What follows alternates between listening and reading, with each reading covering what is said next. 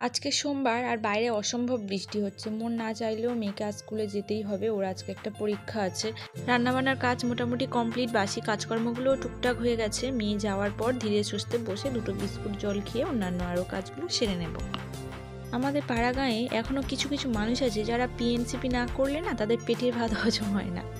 হাতে শাঁখাপলা না পড়লে নাকি স্বামীর অকল্যাণ চায়, পরকীয়া করে বেড়ায়, এই তাদের বক্তব্য।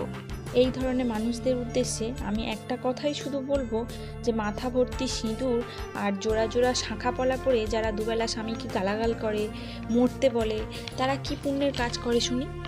আমি এমনও দেখেছি হাতে মোটা মোটা শাঁখা পড়েছে, চওড়া চওড়া শাঁখা, মাথা ভর্তি করে সিঁদুর পড়েছে, বাড়িতে স্বামী রেখে দিয়ে বাইরে পরকীয়া করে বেড়াচ্ছে, পরপুরুষের সঙ্গে ঘুরে বেড়াচ্ছে।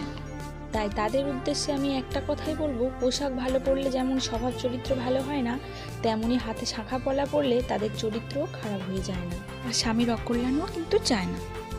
যাই হোক, শাঁখা পলাগুলো আমার অনেক দিন ধরে অনেক নোংরা হয়েছিল, যার জন্য খুলে রেখেছিলাম, তো সেটাই পরিষ্কার করে মেজে নিলাম।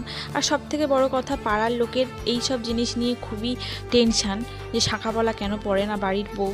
তো আমার নিজের হাজব্যান্ড যেখানে আমাকে তেমন কিছু বলে না, সেখানে কিন্তু কারোর কথা আমি তেমন একটা পাত্তাও দিই না।